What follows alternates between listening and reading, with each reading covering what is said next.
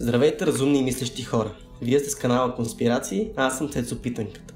Тази седмица ще оправим поглед към тъмните сделки, които се случват точно под носа ни в собствената ни страна. Ще разгледаме една тема, която според мен е тясно свързана с бедността на нацията ни. Въпросът, по който ще размишляваме днес е: къде е златото на България?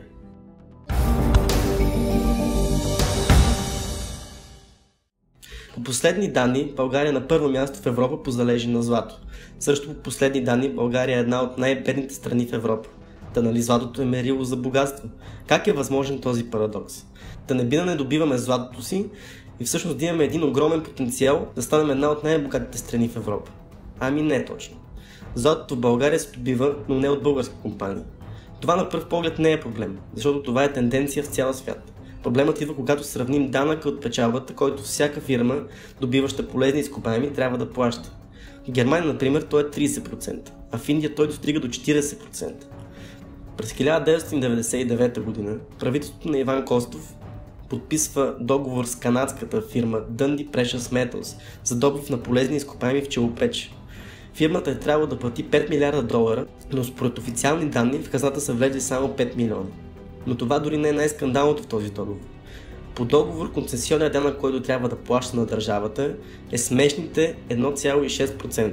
Сами виждате разликата в цифрите. По-късно този договор се променя от тройната коалиция и данъкът е между 2 и 8%, което все пак е най-ниският данък в световен мащаб. Геологът професор Вълков Гергелчев е посветил живота си в това да разобличи тъмните сделки на правителството и кражбата, която се осъществява на територията на България. Той е геолог и е бил член на Националната геоложка служба, която в момента не съществува. Тя е закрита умишлено от Костов, според професора. Не съм много запознат, но може би ние сме една от малкото държави с такива залежи на полезни изкопаеми, която няма Национална геоложка служба.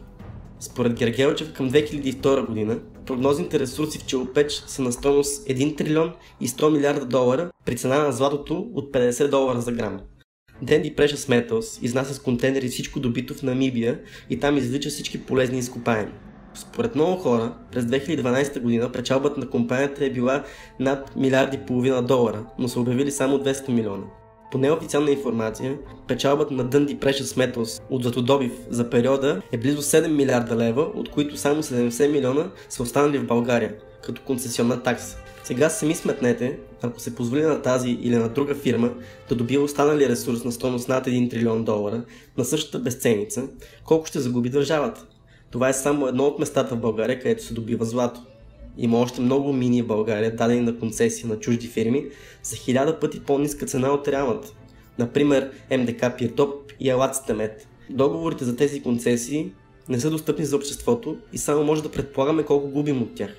Голяма група от учени и граждани от много години насам се борят за това тези документи да бъдат разсекретени и обществото да получи информация за официалните цифри и детайли по тях. Техните опити за сега са неуспешни и всички правителства до сега отказват да разкрият фактите. Това повдига друг въпрос. Едно правителство сключва лош договор, който очевидно е в ущърб на държавата, но тогава се смениха много правителства. Защо нито едно от тях не направи нещо по въпроса? Защо никой не промени договорите или не ги прекрати?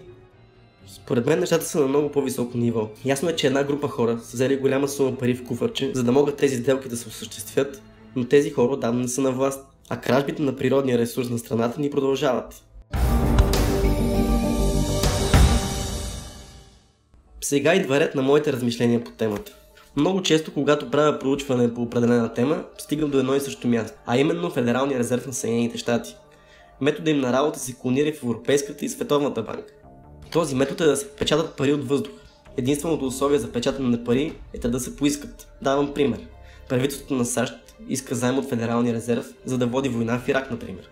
Федералния резерв печати пари въз основа на това искане от нищото и ги предоставя на правителството, разбира се, с лихвен процент. За да върне заема и лихвата към него, то трябва отново да се вземе заем от същата институция и така нататък и така нататък. Омагьосан кръг за генериране на пари. Има един проблем обаче в тази технология, или по-скоро е имало. Това е златният еквивалент на парите или златния стандарт. Златният стандарт означава, че за всеки напечатан долар стои неговата стойност в злато, което означава, че парите имат реална стойност и не са неограничен ресурс. Този еквивалент обаче се премахва след голямата депресия, която според мен, както и повечето световни икономически кризи, е изкуствено създадена. Тогава, например, американските граждани са принудени да продават златото си на безценица. Целта е никой да не притежава злато, защото това пречи на системата за печатането на пари от въздуха. За тези, на които им е интересна тази тема и искат да разберат в основи как се случват нещата и кой стои зад тази схема, препоръчвам да изгледате филма Zeitgeist. Ще предоставя линк в описанието. Това, което се опитвам да кажа, е, че определена група от хора имат за цел да притежават по-голямата част от златото на света, не толкова заради стойността му, а по-скоро за това, че той е прът в колелото на сегашната икономическа система. Разбира се, това е само моето мнение и посоката, в която ме водят моите размишления. Темата е отворена за размисли и ще ми е много интересно да разбера вашето мнение по нея. Неоспоримата истина обаче е една. Докато гледате това видео, държавата ни губи милиони и милиарди левове от задкулисни сделки и мръсни игри, а природният ни ресурс, който имаме в изобилие, никога няма да се върне. Ще се видим следващата седмица, а до тогава не спирайте да се съмнявате.